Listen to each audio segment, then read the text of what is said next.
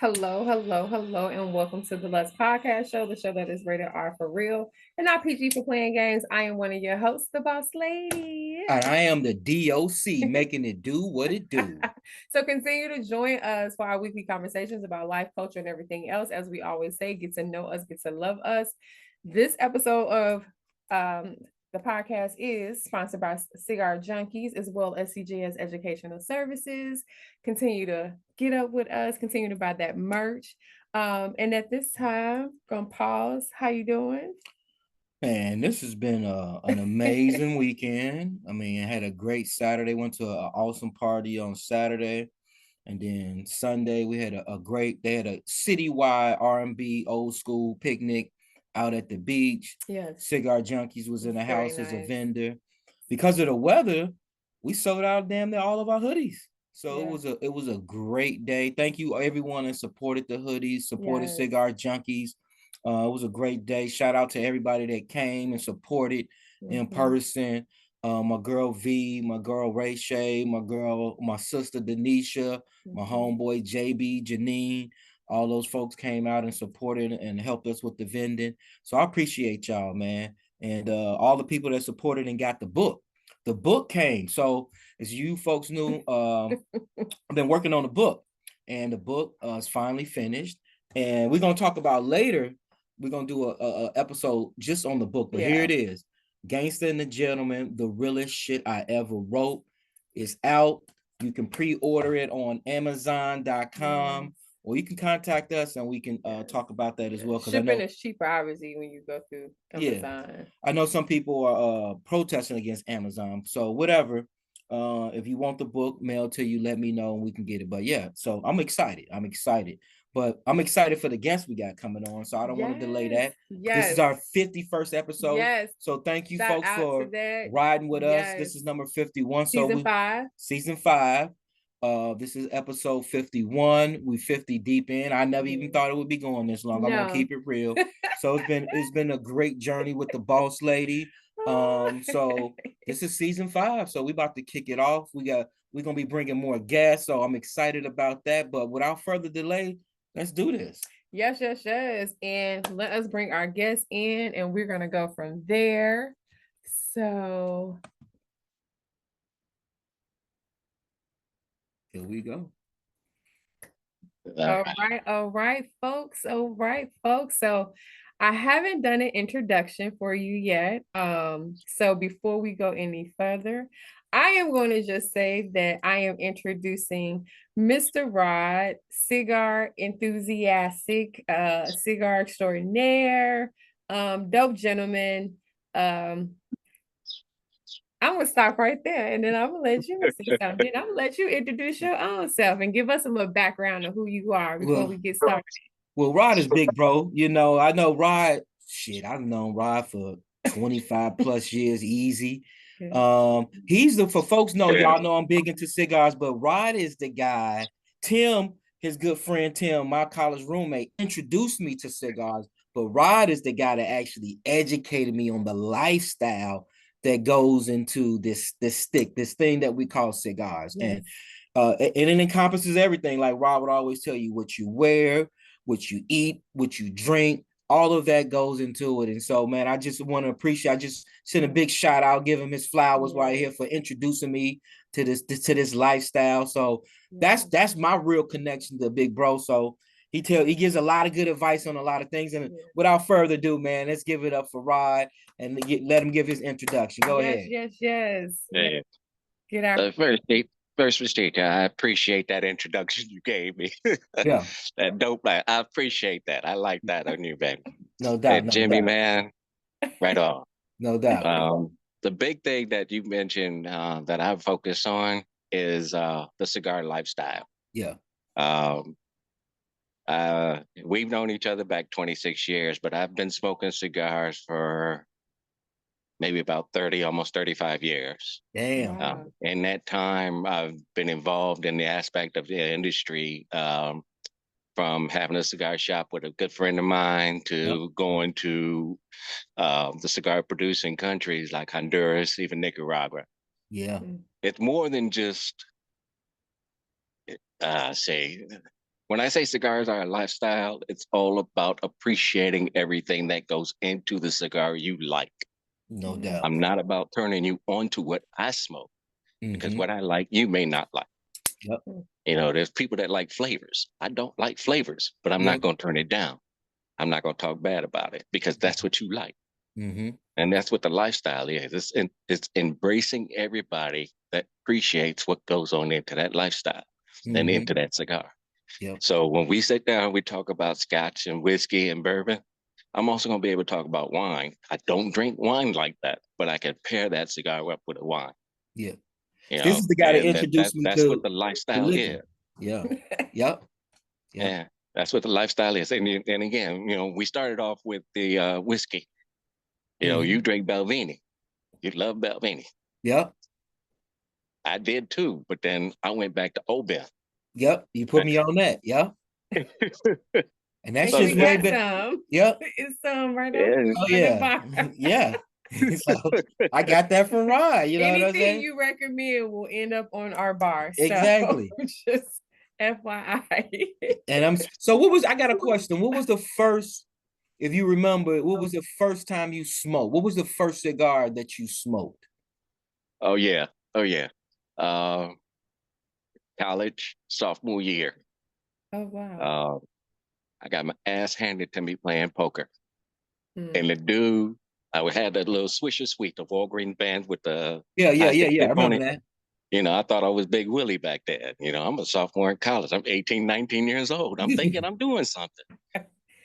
This dude was a graduate student. He came into the game and cleared me out $500. Damn. Gave me a real cigar. He said it was a conciliatory prize, but basically rubbing my nose into it, saying, "Take your ass home, scrub." You know, he gave me the cigar and said, "Hey," I tried it, and then I realized I wasn't doing anything.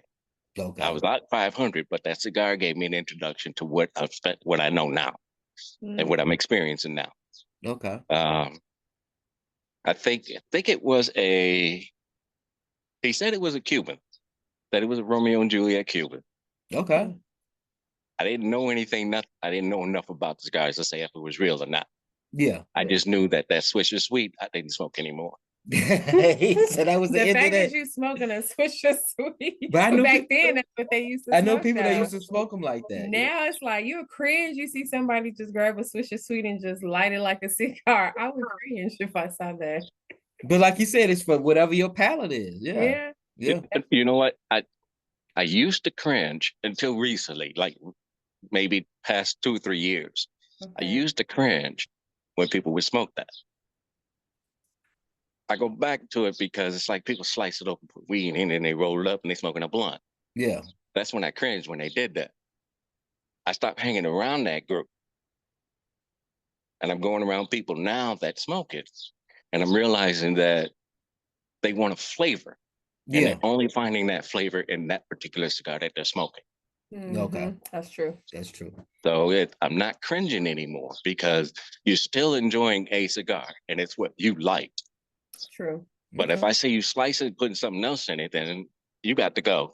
You know, and all of this came from what I'm thinking, what I think now, and what I'm not even going to say no, because I'm still learning. What I'm finding and thinking now came from having the shop. Okay. So many walks of people came into that shop. You know, as a shop owner, you start thinking, all right, I need to make this money, I need to make that money, and then I got to pay this, and I'm going to bring that in. When people came in, my focus was to find out what you smoking. If you ever listen to me when I talk to somebody new, the first thing I'm going to ask them is what they're smoking. That gauges that person right there in that moment to me. You know, it's not a money set. It's a smoking aspect of it. All right. I see you like flavors. Okay. I got something for you. I'm not going to throw you on the Drew Estates. That's infused. That's something different. Or maybe a Tatiana. Yeah. It may be a CAO. It's going to be a different flavor profile that's going to introduce you to that cigar. But man, you like full body. Yeah. Okay, so I see you smoking Little Flor Dominicana, but your palate is so robust that you're going up and down on the scale from medium to full, full to even light. So I got to get you something that I know at that moment what you're smoking. I'm gonna fix in there and say, okay, I got to assess this guy. I know how he smokes. I know what his palate is. So when you talk about somebody coming in with a sweet tip cigar or a flavored cigar, I'm not gonna knock that because you're smoking what you like. No doubt. You know, back in the day, like I said, if you're slicing it, you're gone. We don't play that here. We don't play that. I don't care if it's legal or not. We don't play that here. All right, let's get into this show, man. So I have a couple of hot topics that I want your input on. And so, as you know, we try to give people a 3-course meal. We always start off with our appetizer, our hot topic. And so I had a few hot topics that I really want your opinion on. And the first one, I'm gonna throw this out there because the D.O.C talked about this, but I would love to get your quick summary to answer this question. And that is the Pope Black in your opinion? Is he any part Black in your opinion? Or a person of color? That's not. It's only a hot topic because he's denying that he's Black. Yeah, that's why it's a hot topic. Yep, he denying he's Black. True. Bro grew up in Chicago. He was born in Mercy Hospital. Come on now. His mom and daddy were light skinned, so they could pass. Yeah. I think he only ended up in Mercy Hospital because the contractions were so quick that they maybe was about to be born. They go back and move to Dalton, which is now one of the blackest cities in the area. But he lived in there. You're beyond integration. You cannot deny your past history, especially when it's documented as it is. That's the other you thing. Say, well, I don't identify as being Black. Like, bro, come on. Don't tell me how you identify. That's like saying I identify as a cat. He's a Black man. He's a light-skinned Black man. No doubt. Hey, I know because my grandfather was very, very, very, very light. Yeah, if you see your dad, your granddad, I thought he would be a white dude. Yeah, and you see my uncle, a couple of my uncles, you see my grandpa, you would be like, oh my, they definitely mix with something. They are very, very light. Like, so, he probably could pass back in the day. I'm sure he could. I'm pretty sure my grandfather could have passed. He could have went either way if he wanted to go. Yeah. So, okay. I just had to get. You know what? We talk. Huh? We talk about one family. Y'all saw Michelle. I have a cousin that's lighter than Michelle. Okay. Wow. Lighter than Michelle, like almost damn near white. And when you talk to her, you wouldn't know that that's the face that's the voice it's coming from. Yeah, that's because she's so fair. She's just so fair skinned. That's it. That's all it is. Yeah, and I see a lot of that down in New Orleans. That she can't be in the sun too long, then she burn.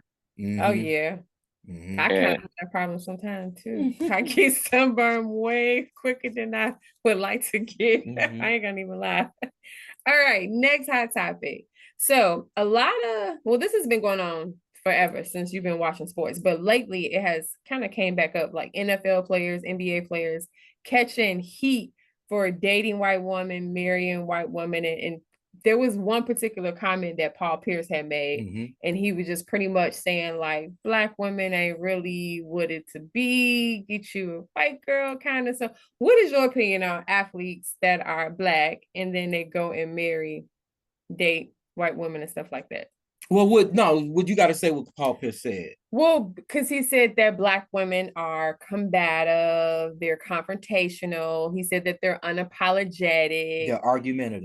Argumentative. And that is why he chooses not to really deal with Black women. No, he said that why athletes choose not to deal with Black women. He didn't say him too, because I'm just saying that's what he's white too. But he's saying that's why athletes. But yes, essentially yes. Athletes particularly go to white women and other women besides that because this is the label of Black women. This combative, this confrontational, unapologetic, all of the above. So what are your thoughts on that? Do you think it's true? How about start with this? Because I'm gonna agree with Paul Pierce on here. They are combative.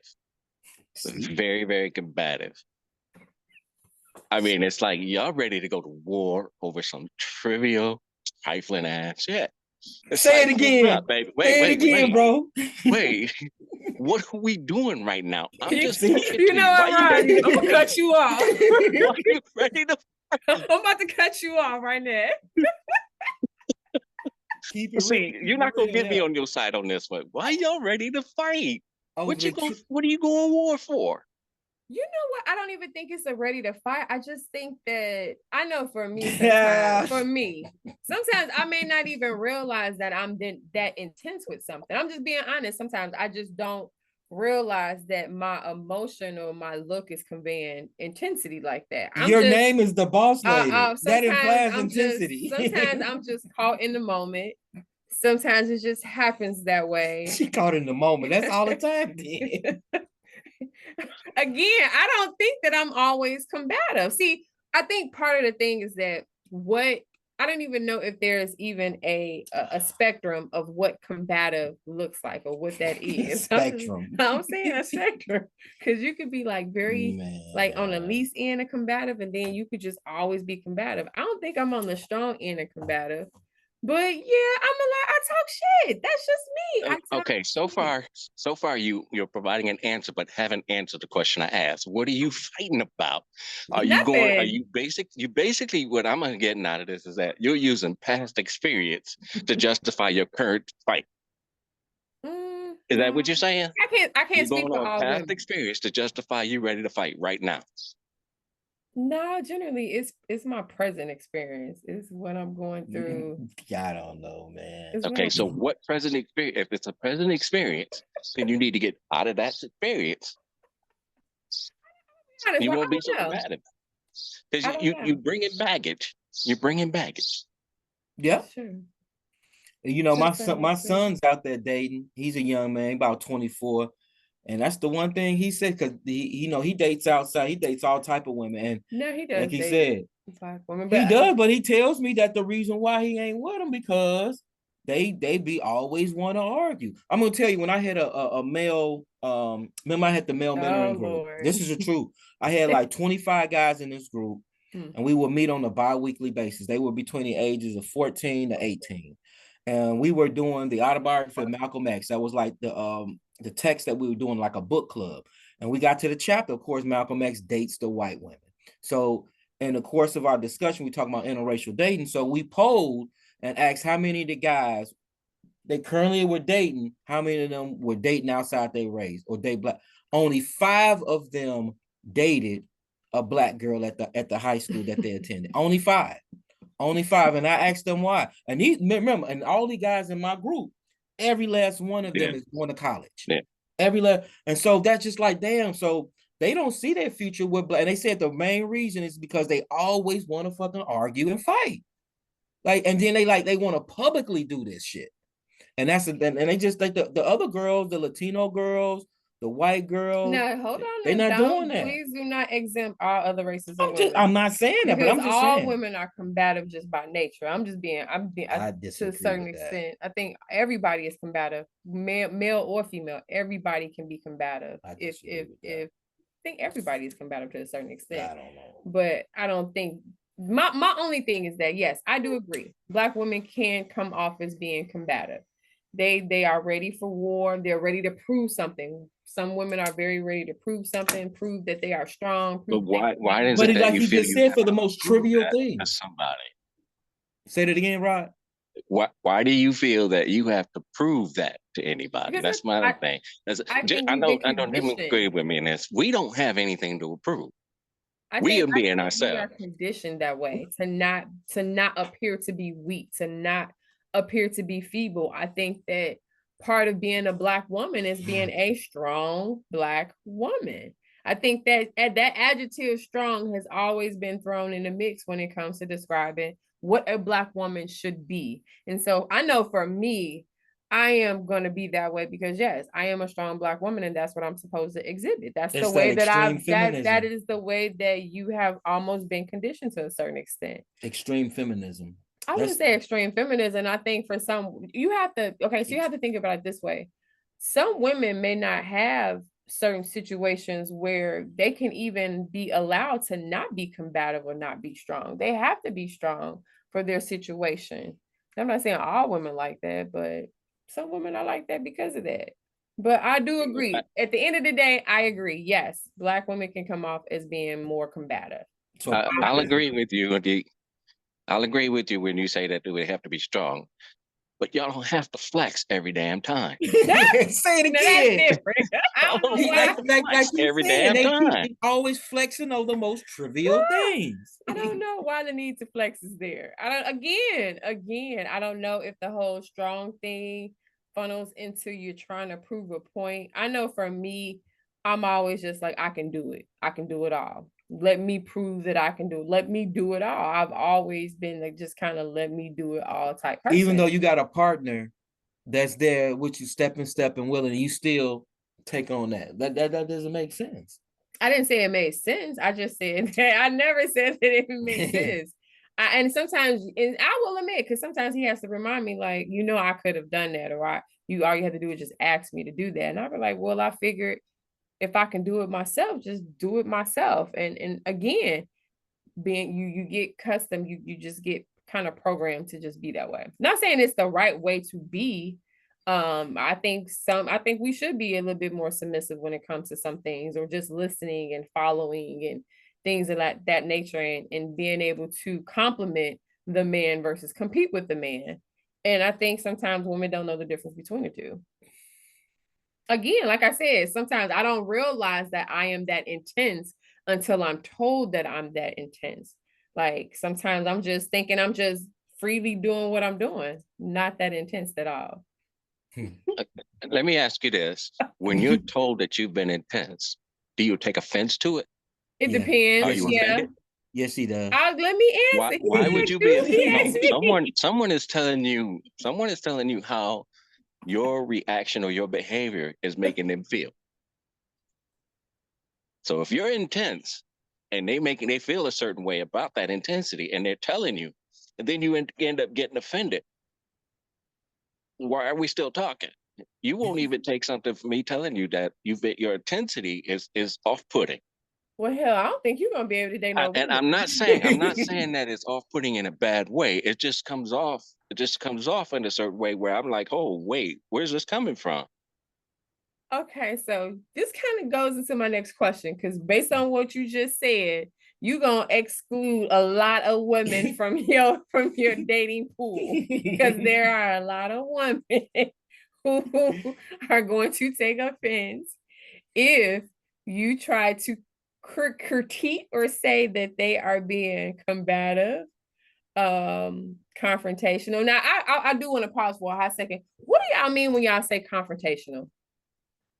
As a Black man describing Black women, and if the story is that we're combative, we already talked about the combative part.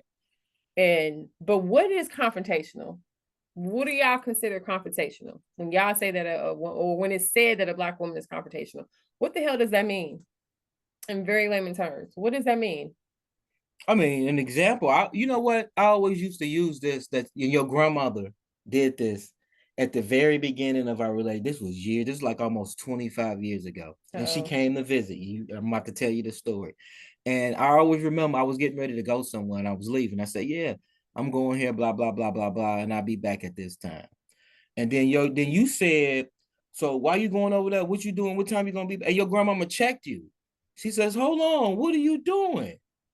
He told you he was coming back at this time. Why are you asking this man all these questions and this and this and that? He said he was doing this. He said he'd be back then. Y'all girls just create problems for no reason. I remember when she said that. She said, you just create problems with no reason. Now, she said, now the nigga gonna leave, and now he gonna be gone all night on purpose. So that's being confrontational. That's being confrontational for absolutely no reason. Okay, right. You got an example of confrontational. That's one. I'm gonna piggyback off of what he was saying. I was in I wasn't even in a relationship. I was actually trying to talk to someone, and the expression was, all men are dogs. And this was back in the 90s, late 80s, early 90s, that pro-Black era. Yeah. And I looked at her and I said, if all men are dogs, what does that make you that lays down the dog? And she stopped and looked at me like she was waiting for me to answer it, give my own answer. And I said, yeah, it makes you a bitch. She was ready to swing, and I was like, hold up. I'm piggybacking off of what you just said. Man. You said all men are dogs. Yeah. What dog lays down with another dog? We call that a bitch. You can't get mad at me. This is your own argument. Say it again. You motherfucker. This. I said, time out. We're talking. Now all of a sudden, I'm that motherfucker. I'm this. I'm that. Okay. I gave you an answer to your question. That's all. That's a good one. I won't use that one. Didn't like the way I answered it. Yeah. So I guess it's not what I say, it's how I say it, right? Okay. That's combative. Yeah. If the way I'm coming at you or the way I answer your question changes your demeanor just like that, time out. That means that we can't be in a situation where you can calmly respond to something without flipping the switch. Say it again. Now, if we get into a private part and you flip the switch, cool. Because I'm used to that. I know to expect that from you. But if we're in the beginning stage, not even the beginning stage, it's just a random conversation, then you just like that. I can't deal with that because that means that you don't know when to respond at a certain time. Mm-hmm. I'm not saying there's a wrong time or a right time, but there are times when you know that type of response is not acceptable. Yeah. So it's like you gotta figure a way not to be so combative, but still ready to answer right. You know, like I said, it's not what you say, it's how you say it. That's true. I say that all the time. Yeah. So with that being said, okay, last one, unapologetic. Do y'all really believe that Black women are unapologetic? Because I do try to say sorry when we ain't talking about you. This is the collective group. Black women don't say sorry enough. Man, but y'all off the chain, G. I just Black women do say they're sorry. They do apologize. They are apologetic. Yeah. Okay. They are. We get one. All right. I'm not saying that they are the least approachable group. That's not true. Yeah. That's not even fair. Because I know the history that's involved with the Black women and why some of them are the way they are. Yeah. But there's a lot of them that don't need to be that way. Say that again. Y'all, like I said, we go back to what I said, y'all just ready to fight at the drop of the hat. Has that like, come out swinging? Has that been a deterrent? Like going out here trying to date, talk to women, has that been a deterrent for you? Like, has it made it to the point where you're thinking about like going maybe outside the race? Has that been a big deterrent with you trying to approach Black women, knowing that that's how they are with their approach? I'm gonna use your son over here. It's not that I'm thinking about going out the race. It's that we're outnumbered. Black men are. And when I say Black men are, I mean heterosexual Black men. I don't mean the DL. I don't mean I'm thinking about straight dudes that know what they want and it's a straight woman. Yeah, no doubt. Black men are outnumbered. No doubt. I agree. Okay. So with that in mind, we have a very expansive selection, I could say. That's the wrong word, but we have a very expansive area that we can go. We got the race that we can choose from. Yeah. And as Black men, we are probably the most exotic, if you will, and appealing to all of the other races. Yeah. True. So it's always going to be to say, hey, you know, I'm with this guy or I'm with that guy. You know, that's the option is there. Yeah. No doubt. Is it the choice? Yeah, it ends up being a choice. But for me right now, it's trying to figure out what I'm doing next. Yeah, I know that was like that for me in college.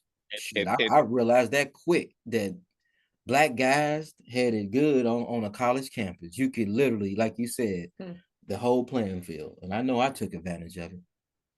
So yeah, I'm just saying. No, because with college is totally different. College is a totally different experience. Yeah. You've never experienced anything like what you experienced in college. No doubt. So true. No so many different college is a first for everything. You got the first time your freedom, you got the first time you could stay up late, first time you got anything. Yeah. A Black man on college is so random. Yeah. That everybody's interested in him. Yeah. Mm-hmm. So he could go to the Black Greek life and be part of the party, or he can go to White Greek life and be the party. What's he gonna do? He gonna go to White Greek life where he could just stand out and everybody's at his attention, and he got his chip pickings from all the sororities, whether it's black or white, it don't matter. You ain't lying, because he's such an exotic treasure. Everybody got a black college, and bro get lost in the sea. Hey, I didn't seen it. Yeah, I didn't seen it. I didn't seen it. Literally, nigga, put on your swimsuit.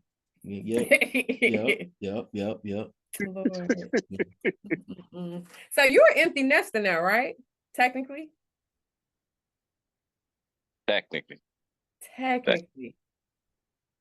How is that from the male point of view? Say it again. How has it been being an empty nester from the male's point of view? You're an empty nester now. I don't know where empty nester is. I got the minions and some push pops that live in the house with me right now. push pops is my name for grandchildren because I'm pop. Yeah, okay. And as you say, I'm too dope to be grandpa. How many grandkids you got? Pop. How many grandkids you got? Nah. Yeah, think about it. Six. Yeah. I thought you had 4. 6. Okay. Yeah. I got 6. I got 2 daughters. Each have 3. Okay. Yeah. Okay, Papa. So one of the last questions I really wanted to just ask you, just as honest, because it's a lot of what I'm starting to see now when I go to these cigar lounges and even, just going out, there are a lot of single older men. And I'm not trying to be funny, but a lot of single older men. So just how is it out here in this world trying to date as an older man now with everything changing from how it looked back in the 80s and 90s with you dating to how it looks now? I say seasoned, not old. How has the journey been so far?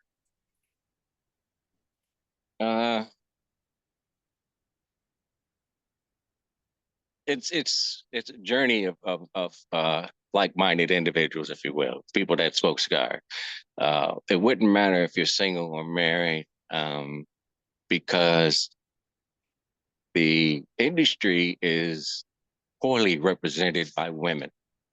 There are women that do smoke cigars, but they don't go to the lounges. Yeah. And when we had the shop, that was what we were trying to change. We were trying to make the lounge to be more comfortable. Lounges still have that sports bar feel. No, it feels like you're going to a sports bar that you can smoke cigar. We wanted to open up a more relaxing and inviting feel. And if next time you go to any cigar, pay attention to the lighting. Remember our cigar shop? We were bright. Very bright. Yeah, I remember that with white furniture. Everybody else is dark. Yeah. Why? That's a good question. We wanted open. We wanted it open. We wanted it engaging. Bright light makes it more engaging. When you walk into a well-lit building or a well-lit store, you're relaxed. Yeah. You can see safe. You see everything. Yeah. The darker it is, it's not somber. Somber is not the word I want to use. It's more subdued. Yeah. It's toned down and everybody just slows things down. We didn't care about the pace of it. We just wanted the energy, and the bright light brings the energy. I didn't think of that. Made us more inviting than any other places because women came in, they were more comfortable walking in because we had more lighting. They could see. They could see who's where. Yeah. Dark lighting, you squinting sometimes and you're poking around like, oh yeah, I see you over there. Bright light, you walk in, you're right there. Yeah. If we could get that feeling, convey that same feeling to all the cigar shops, I believe more women would come. Because I know a lot of smokers. I do. I know a lot of cigar smokers. And I just wish that more shops would be more inviting, raise the lighting up just a little bit so people can feel in there. As far as my experience going in there as a single man, I don't go to a lounge um, for anything but to smoke a cigar. Mm-hmm. You know, to enjoy myself while I'm smoking a cigar. Drink some whiskey, drink some bourbon, have some good conversation, and then that's it. Mm-hmm. Now, if I see a woman that's in there and she's by herself, yeah, I'm gonna talk to her. I ain't gonna lie, I'm gonna talk to her, or at least try anyway. And I gotta say this. I always say this. One of the things I've learned throughout the years was that there was never the sexiest thing I have ever seen is a woman smoking a cigar. Yeah, ain't it, fam? That is the sexiest motherfucking thing I've seen in my life. Mm-hmm. I don't care what she's dressed, how she's dressed. That she got that cigar and she's relaxed. Man, right there. I'm gonna have a conversation with you. We're gonna be talking all day. Mm-hmm. And if she has a bottle, I don't care. I don't give a bottle. If she has some whiskey on the side with her, oh yeah, yeah, we He said that's definitely a talk. winner there. That's a winner there. Yeah, that's definitely a winner. You know what? Man, I was just telling the boss lady, one thing I've been noticing is, when we go out more, is how many women are enjoying, whiskey, enjoying scotch and bourbon. Yeah, all the like I brown was just in liquor. I was just in a store, We and was at Burn, and these women order old fashioned. and these were young girls. We Yeah. talking about under their 30s, so it's just amazing how just the shift or what have you, and their Mhm. palates are changing. They in there smoking, big boy cigars. They understand it, so it's just really cool to see the Yeah. shift, especially with. I mean, this is like within the past 10 to 15 years. Yeah. It's been a major shift. It is to Yeah. see. It is good to see women getting into sticks. Shit, my biggest supporters are women. Because I know when I first started smoking six, it was Yeah, I'd say it's been the past 5 years. That shift had been the past 5 years. Yeah. A lot more women I'm noticing are coming in to learn more about the cigar industry. Mm-hmm. Not as a seller or to open up a shop, but they want to know what goes into that process. Yeah. What makes the cigar what it is. Yeah. Yeah, and there was a couple of reps, a couple of owners. They say they don't want to talk to people. They hearing people say they go through all this over explaining the aspect of a cigar. When someone all they just do was they just want to go in there and grab whatever's on the shelf.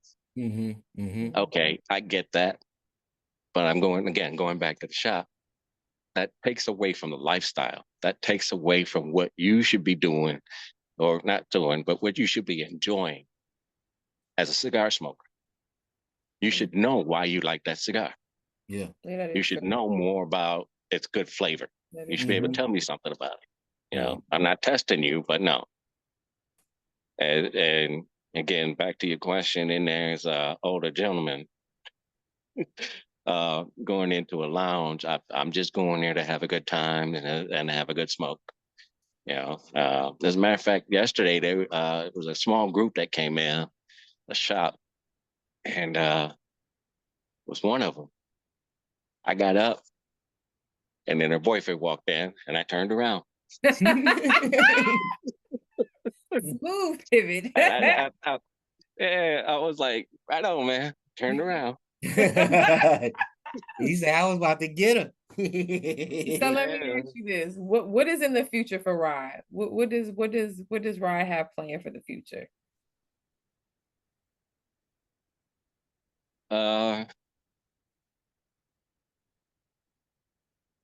You know what? I should be ready to answer that. Growing old and watching my grandchildren have grandchildren. No doubt. I'm going back to. It's a personal thing for me.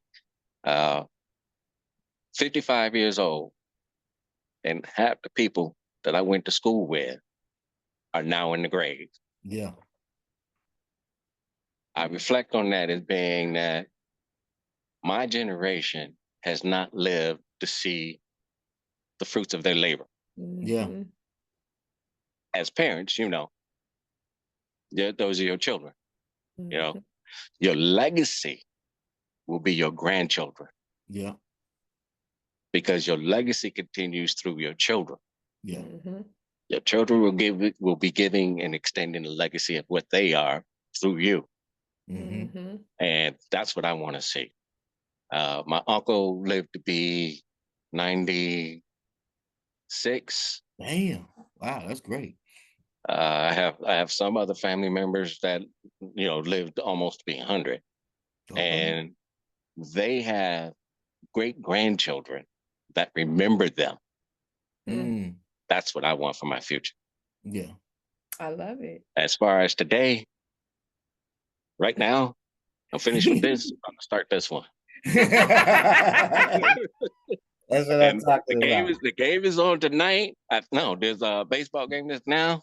Yeah. I'm gonna grab a bottle and we go. I can head up to the shop. No doubt, no doubt. Well, I definitely don't want you to go anywhere until you help us with our fair or foul. So fair or foul is like the last portion of our show. I give you just some quick topics. If you like it or if you agree with it, it's fair. And if you don't, it's foul. And you can briefly tell why. So I'm just gonna riddle off some. Dating women in their 30s, is that a fair or is that a foul? Foul. Why? I got children my daughters are in their 30s. Okay. Foul. Okay, so let me ask you this. Sidebar, what's the lowest? What's the lowest you can go? We had this conversation, so I'm really curious to know your number. What's the lowest you can go? 40, 43, 45. Okay. Okay. Okay, how about this? Dating women with a bunch of kids, fair or foul? Little kids. Fair. Okay. I have a bunch of kids. Okay. I'm talking about little kids. Well, she in her 40s. Well, this is the thing. So the reason why I say this. No, it's fair. It's fair because I have a bunch of kids. It wouldn't matter if she had or didn't. This is the standard right now. Yeah. Because I know guys who will not date women who have little kids because they interpret you having little kids meaning that you still deal with the father. Oh, you talking about little. It wouldn't bother me, like you said. Okay. No. Fair. I mean, you dating a woman in her 40s, I assume that she's probably gonna have kids. Okay. You know, I mean, the average person have kids. Yeah. I'm not how many. Yeah, I assume that. I know you can't. Everybody different. So how about this? Dating outside your race, fair or foul? We just said that's fair. Fair. Okay. Yeah. Okay. How about dating a woman that smokes cigarettes? Fair or foul? Foul. Hey, you like me? I ain't gonna lie back. I've turned down women absolutely attractive when I back in the day in undergrad and I found out she smoked I'm like, that was just a no-go for me. You know, you have some things that just non-negotiable, and cigarette smoking is a non-negotiable for me. What about women who smoke Black and Mild? If she smokes cigarettes, I'm not going to knock her for smoking cigarettes, but I'm not going to date her. Exactly. Okay. How about dating a woman that smoke Black and Mild? I'm not going to date her. Wow. All right. I'm with you on that. That'll throw me down. No, only because you doing Black and Mild, you know better. You know better. Foul. Oh no, foul. Hell no. Now I got a question. You brought up the game, so who you got? OKC or the Pacers? I didn't bring that up. I just brought up a game. Y'all tricking me right now. Whoever wins the game, we're gonna say it like that. Whoever wins. Oh, so you don't got a favorite? No, you know what? I'm liking the Pacers. I really am. I'm liking the young squad, and OKC is youngest, but I'm liking that young squad and how they're running the game. So I'm gonna say Pacers. Yeah. Okay. I'm not gonna call what games, but I'm gonna say Pacers. I'm rooting for the Pacers, but I did pick OKC before the playoffs started. I'm not gonna lie, I didn't think the Pacers would get this far. I thought it would have been, before Jason Tatum got hurt. I thought the Celtics may have done something. But yeah, I mean, I'm just looking at it overall. Yeah, I do. Yeah. That made a big difference. Yeah. Tatum getting hurt a second time, that made the biggest difference. Yeah. He got injured earlier. Yeah, exactly. And then when he re-injured it, that took him out all completely. So if he didn't get re-injured, I think they would have been there. Yeah, exactly. Okay, cool, man. This has been great, man. I'm glad we finally were able to get you on the show, man. I see you representing the Cigar Junkies hoodie. He's been a huge supporter of Cigar Junkies, so I appreciate you for that. From the onset, he was a huge supporter of the brand. You know, we rep, man. He You know, got we the bringing Mac love, bag. baby. I love his bag. You know, Yeah, we bringing love. I love the pink bag. I No really doubt. do. I have a purple one, but I really do love the pink one. Yes. I do. Yeah. I do. And you can get a lot of stuff in those bags. I'm amazed at how much I can stuff in that bag. And I'm not gonna even lie. I'm amazed how much I can stuff in my bag. Yeah. So yeah, man, this has been good. Yes, it has. I'm gonna slide out there probably in the next couple weeks to get up with you at the lounge and have a proper smoke with you and a proper drink. And we go from there, man. But it's been good, man, having you on the show, man. Definitely need to have you back, especially around cigar week time and all that. Because I feel like there's still some education that needs to be had about cigars and what that lifestyle really, truly looks like. Yeah, I think. Yeah, exactly. I really do. I appreciate y'all. I really appreciate y'all. And again, you say in education, I'm just talking about sharing the love that I have for cigars. That too. I don't think of it as education sense. I'm just sharing love. That's it. I appreciate that. All right. I appreciate that. Well, you enjoy appreciate y'all. Sunday. Yes. I appreciate this. Peace. All right, now you too. You, man. All right. Be easy, man. Have a good day. Be easy, y'all. Easy. All right. All right. All right. Well, we out of here. Subscribe, continue to like, all of those different things. Yep. And peace out. Peace out. In a minute. Peace out. Peace out. All right, sir. Have a good one, big dog. All right, now. Yes. Have a good one. You too.